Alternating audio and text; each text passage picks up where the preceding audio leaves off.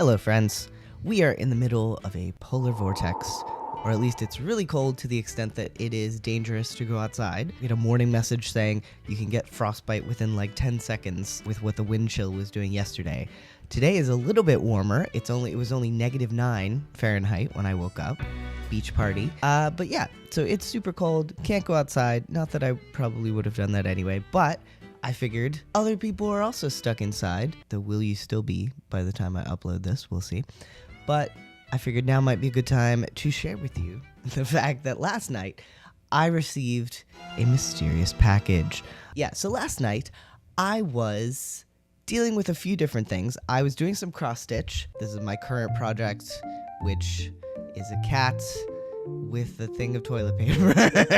Anyway, so I was working on the cross stitch, and first of all, the maintenance folks showed up because I discovered the other day, whilst I was cleaning out all of my cabinets for pest control to come over, that there was a bubble on my ceiling that was expanding. So clearly some kind of water leaking from above. Just expanding and expanding. And so I was like, hey, maintenance, I feel like this might be an issue. So after no response for several days, they finally dropped by last night and peeled away like the part of the ceiling where the bubble had been growing, and then went upstairs to check my neighbor to say, yeah, it looks like their radiator might be leaking. So we'll come back and fix that probably next week, and then we'll come to your place and fix the damage to the ceiling. But like, you peeled away the part that was expanding from the water. So like, if it leaks again, what's gonna happen? Like, is it just gonna go straight through my ceiling? So who knows? We'll see. There might be a flood situation in my kitchen. Stay tuned. But for now, it's fine. So anyway, so while I was doing that, I get a text from my mom that says, a package was delivered to you. Ominous. No emojis, no context, just a package was delivered. Okay. So I went downstairs and I discovered a rather large and heavy package from my mom. So I wanted to share the contents of that package with you because it turned out to be some mementos, because my mom is cleaning out her house, tidying up things, organizing photos, all that kind of stuff. And decided to send me some mementos from my time as a young person. And I thought it might be fun to go through them and also show you some pictures that I found as well during the trip down memory lane. All right, so I opened the mystery box. First of all, paper. From my childhood, the paper. No, it's just, but no plastic. Hooray. Okay, so the first thing I saw was this very well constructed, definitely not falling apart trophy. So this trophy is from 1993. A lot of you weren't born then, and I accept that. So yeah, this is from 1993, and just looking at it, what do you think this is for? There's a genie lamp on top of it. What could this possibly be for? So actually, I was the Somerset County Scrabble Tournament Grade 5 first place winner in 1993. And that is why I have this trophy. I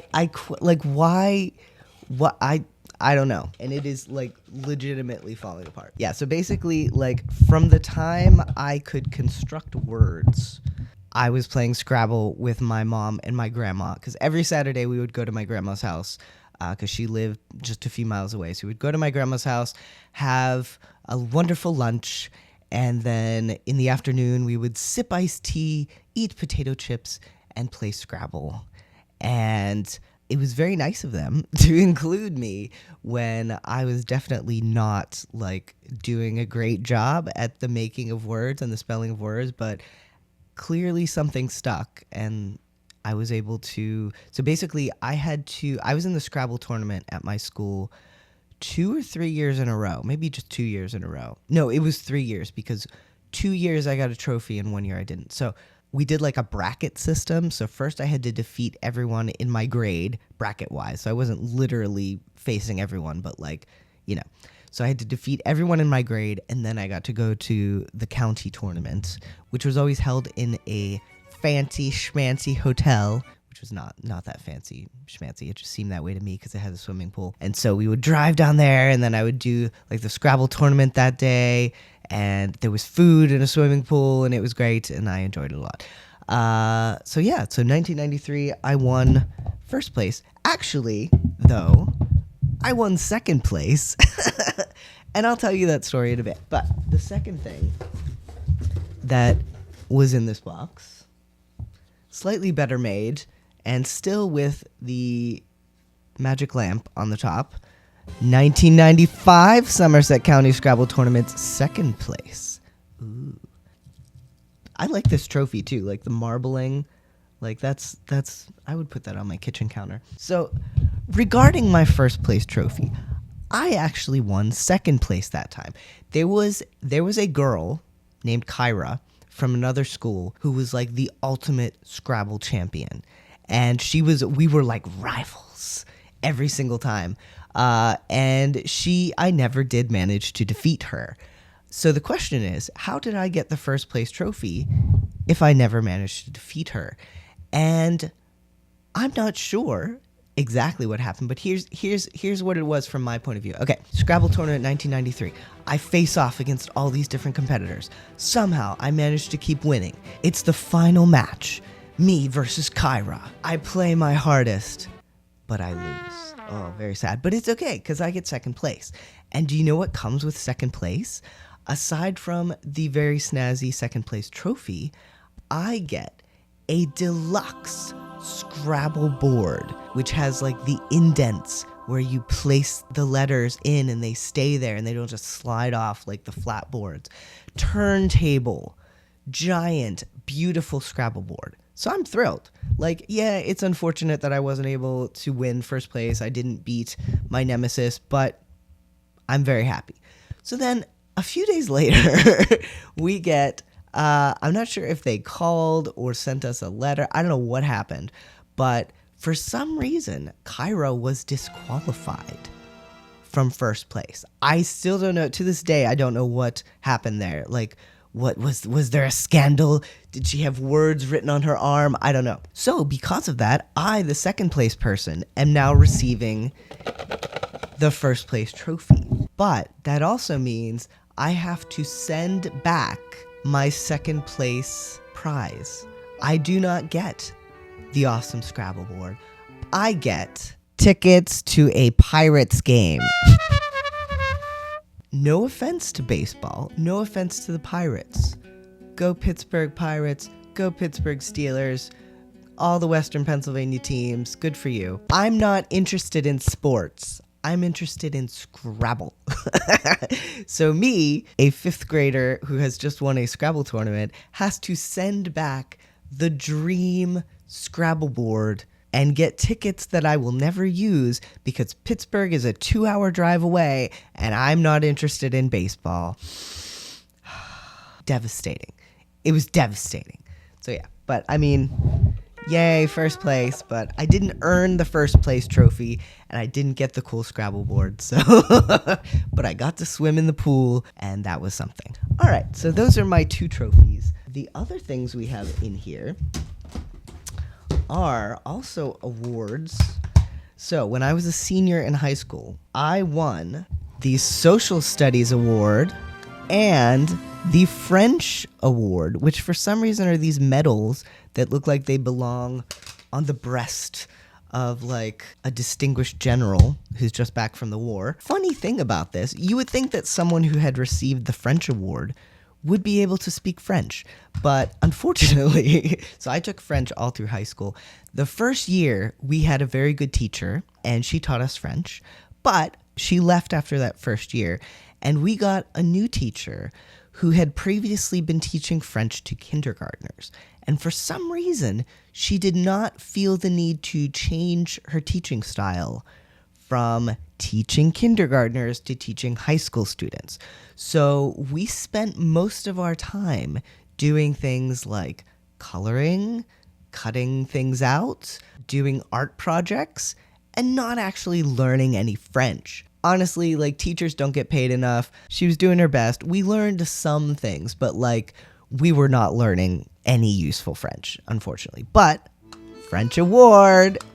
Social studies, I think I did do pretty well in social studies, but I think the reason I got these 2 awards was because I was a pretty good student and I did not cause trouble. So the teachers were like, doesn't cause trouble, gets good grades, here you go. Okay, now, digging deeper into the box.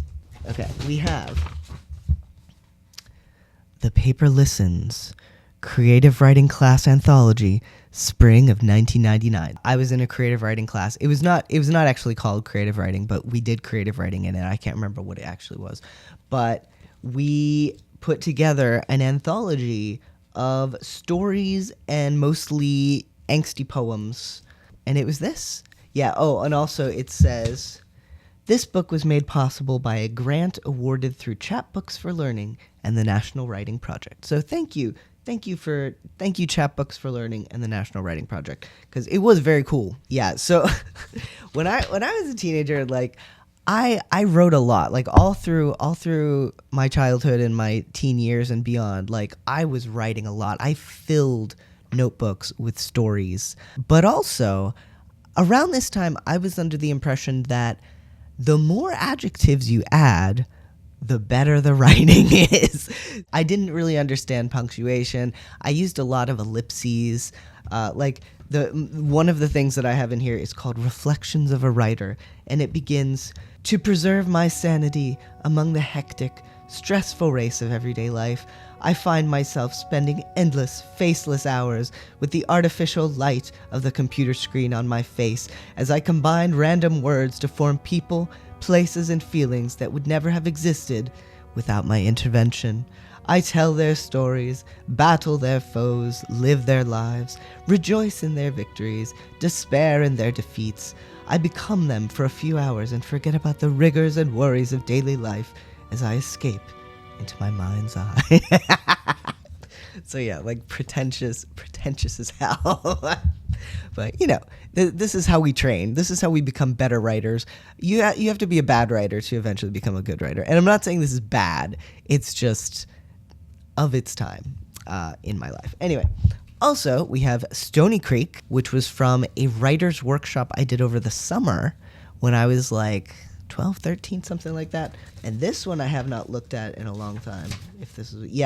This is from September 1997. So on the page that I have here, if it was 1997, how old was I in 1997? Queer person doing math here. So I would have been 15, and in my section here, it says, like my intro, it says, my name is, but everyone calls me Joey. Oh, and it says I'm 14 years old. Okay, never mind. So my math is wrong as usual. But yeah, everyone calls me Joey. No, they didn't. This is me trying to get a male name because at that time, people were calling me by my extremely femme-sounding first name. So I was like, yeah, Joey. Joey, that's my name. Everybody calls me that. Anyway, I'm 14 years old and going into 10th grade. I like to play piano, sing, do gymnastics, and write stories. I don't think I was still doing gymnastics at that time. Like, I quit in gymnastics. That's a story for another day. Poetry always seemed too confining to me, so I only write prose. I'm going to be playing soccer next year and running for the track team. Ha ha ha ha ha. Me and sports, man. So at that time, my mom was encouraging me to do some more extracurriculars. And so I was like, well, I used to be a pretty good runner. So what if I try track and soccer? I lasted on the track team for maybe 2 weeks, and the soccer team even less than that. Like, I am not built for endurance sports, and boy, was it a miserable time. Like, I did not last very long before I was like, you know what? I do not want to do this, and I quit. So anyway, so there's a story here called Confession, which is a murderer confessing to his crimes, confessing to like having killed someone, but then it turns out that they just brought him in for his parking tickets. Twist. And then I do have several poems, despite the fact that I find them so confining. I'm the last one in the book as well. But yeah, so we have 30-minute walk is one here. 30-minute walk. Does the overpowering brightness of the early morning sun affect the tiny ants as they crawl beneath my feet? The people whose lives I have never known have left behind name engravings in the cement under me. The trees are only scenery and shade to us, but house others in their superb simplicity. For this workshop, they had us go outside and like walk around and touch pine cones and then write about it. So, okay, and then we have Untitled. Lonely soda can in artificial lighting, casting no shadow. It's fine. Okay, and then the final one is called Chewbacca, spelled wrong, so it's actually Chewbacca. Hair is something good, but in excess it can be very annoying. So yeah, those are my my writing things. Okay, the very last thing in this box is a hat, a very stylish hat from my days in the marching band. First, I played in the pit in marching band, so I didn't actually march. I played the xylophone. So this was my incredibly stylish hat. I would wear, because the second year that I was in marching band, I played the piccolo, which meant I was marching. And I don't know if you know this, but it's pretty freaking hot in the middle of the summer when you're marching around a field playing a piccolo. And funnily enough, like I was not great at the piccolo, but I did manage to play the songs. But every time we performed, I got so nervous and so like anxious about it that I did not actually play. I was just walking around moving my fingers. I mean, I think I probably played a little, but I remember vividly like just focusing on like, please don't let me mess up the footwork. Please don't let me run into anyone. I just want to get through this. Like for someone with such anxiety, it is amazing how much I did in the performance realm. Like I was in choir in high school. I was in choir, I was in concert band, I was in marching band, I was in the drama club, I was in multiple musicals. One of them as a lead character. Like how I don't know. Oh yeah, and you can see there's a little. So the pins, we have a little music note pin here, which is sideways because why not? And then over here we have piccolo. It's very cute. I have no memory of when I got this or who gave it to me or who gave me the pins, but awesome. Okay, so now for the first time since probably the year 2000, I am going to put this on my head. And who knows what's been living in here, wherever it was stored in my mom's house, but we're gonna try it. Okay, ready?